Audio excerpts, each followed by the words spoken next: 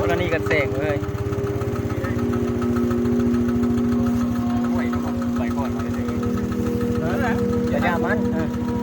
ไปเพิ่มพูดจะได้จูบมันเป็นเลยเนาะ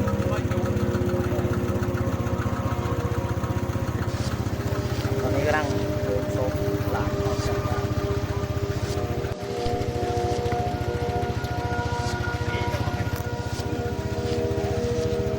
กับนึกแล้วเดี๋ยวรถยับอีกน้อยนะได้จูบหมวกย่างไปพูดจะจูบกันย่างมันตายแล้วนะแล้วหมดโดน